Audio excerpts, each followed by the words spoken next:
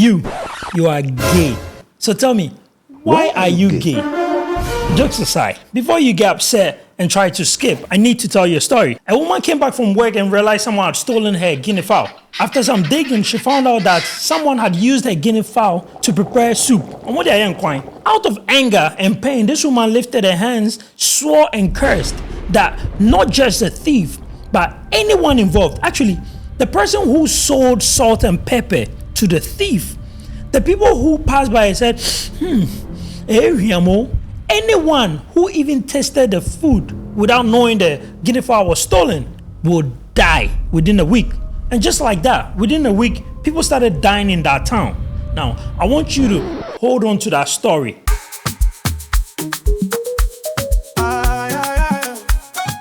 You see, this Ghana where we did. If you ask anyone, should homosexuality be illegal here in Ghana, the answer will likely be the same. I mean, a guy wearing weave on and a nails.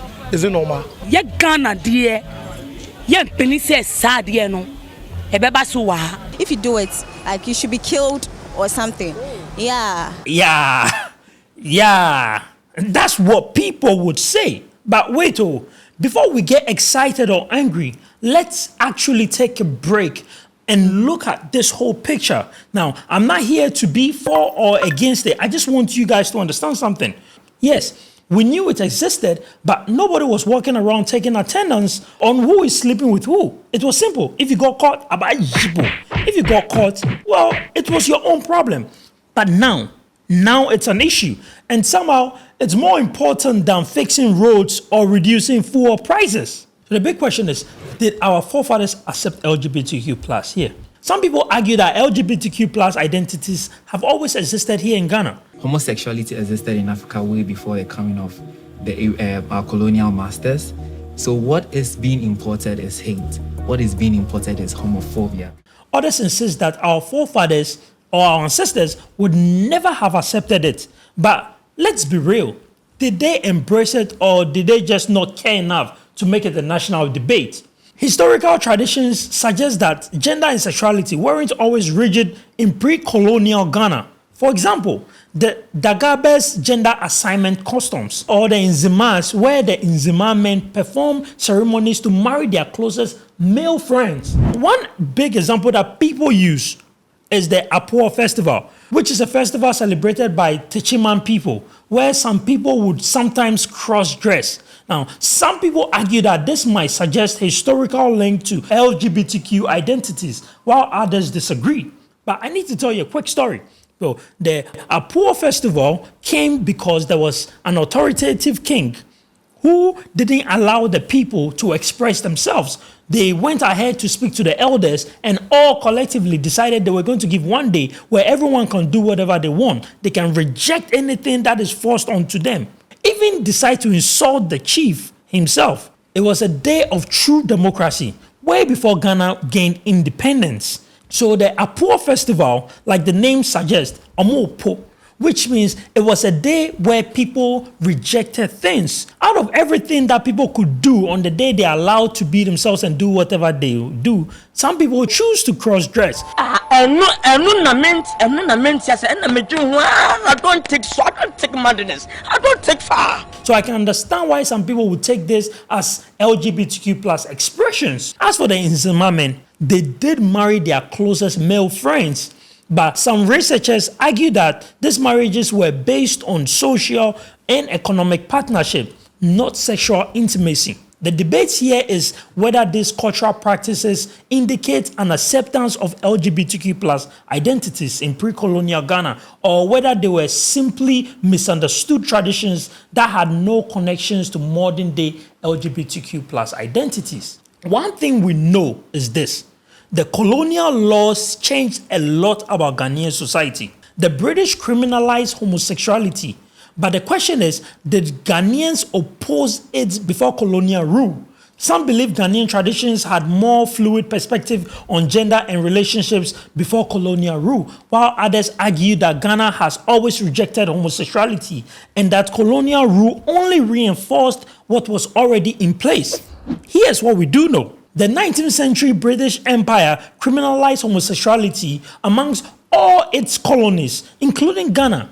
As part of its Victorian-era Christian laws, the empire saw homosexuality as sinful and sought to civilize its colonies by enforcing strict gender and sexual norms. Some argue that these colonial laws shaped Ghana's current stance on LGBTQ+ rights, introducing laws that might not have been relevant to Ghanaian society at that time. Others say homophobia existed in Ghana long before colonial rule and that these laws simply supported traditional beliefs. Why is this suddenly a big deal today? For years, Ghana wasn't debating this. Now, all of a sudden, boom, it's in front page news. Why? Is it a political strategy or genuine moral debate? Or is it just simply pressure from the West? Like some George is saying right here. This bill was as a response to the provocation from the LGBTQ community. Look, let's be honest. Ghanaians don't like being told what to do. If there is one thing Ghanaians collectively agree on, it's you don't official with FOCO. No one can force us. So the more Western countries pushed LGBTQ rights on Africa, the more the leaders doubled down just to prove a point. This is a diverse world.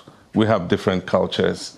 And so I don't think multilateral institutions should include, cultural imposition as part of their mandate. I don't agree with that. Now, I'm not saying that is the main reason why they are pushing back. They actually push back because they believe their traditional or their moral ways don't tally with it. But what I want to know is this really about morality or is it about power and ego?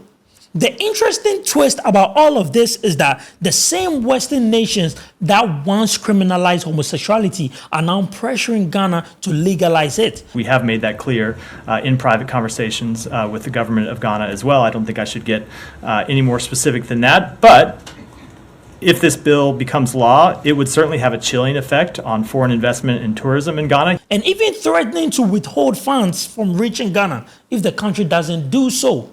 I can say that, should the bill pass, it would potentially have ramifications on U.S. assistance in the country. Sure. Now, basically, we banned it because they told us to. And now they are telling us to unban it. So who's really making Ghana's laws? And if our ancestors weren't the ones who criminalized it, whose fight are we really fighting? Some people argue that this is just another form of foreign influence. Others say Ghana should move forward and create its own independent laws, whether for or against LGBTQ rights. Why do people support or oppose this bill? And what does the bill really say? Now, I'm not going to bore you with the bill line by line, but we need to be fair. There are reasons why people support this bill. Per our culture and our norms, we need to follow what our forefathers taught us and what is in the Bible. And there are reasons why others think it's a disaster. I'm gay and I like what I'm doing. And this brings us back to the guinea fowl story.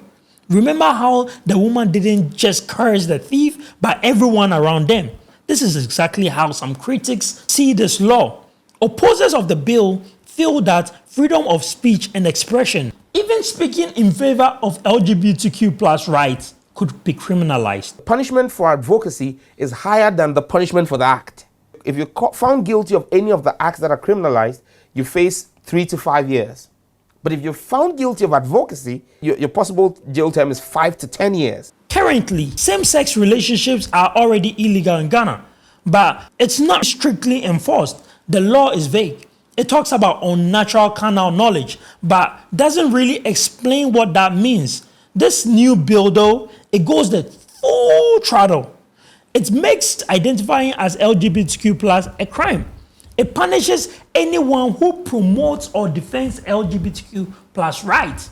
Even people who don't report suspected LGBTQ+ individuals can get in trouble. So are we getting closer to the story I said in the beginning?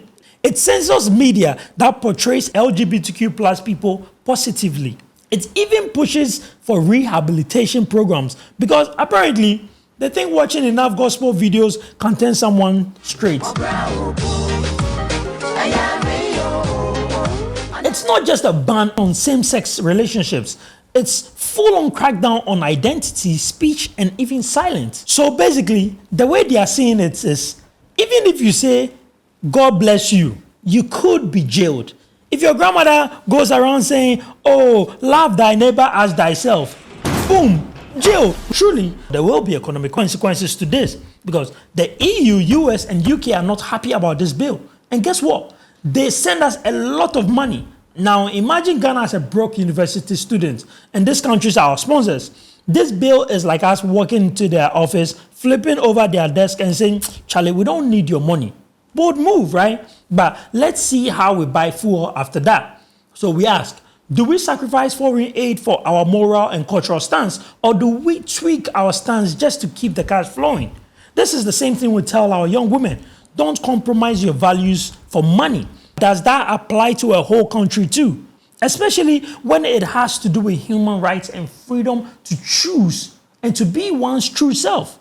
Should Ghana stand firm on its moral stance even if it comes at a cost? Or should it reconsider balancing culture and global expectations? Another thing people fear is unnecessary policing. How do you prove someone is LGBTQ+? Will we start demanding birth certificates and childhood diaries? Or maybe we will start issuing certificates that says straight, a straight ID card. And we also need to address why some people support the bill. This is important to Ghanaians. Many Ghanaians believe that same-sex relationships go against their tradition and religious teachings. Before anybody comes here and says that, oh, as for Ghana before the everything is Islam, is Christianity, I need to let you know that even our traditional beliefs go against LGBTQ+ values. Some people argue that accepting LGBTQ+ is another way the West is forcing its value on us, because already we know that our Impenyifono, our old people, they are always shouting about how the young ones are acting like the West, the way we dress, our piercings, everything that is going on. And some people are really against it. Another thing is, some people think we need to protect the youth. Some fear that LGBTQ+ rights, if normalized, could influence our young people to adopt foreign lifestyles to Ghanaian traditions. Also, some people believe people who engage in LGBTQ+ activities are likely to spread diseases here in Ghana. Like this our friend right here. Tell us what you think.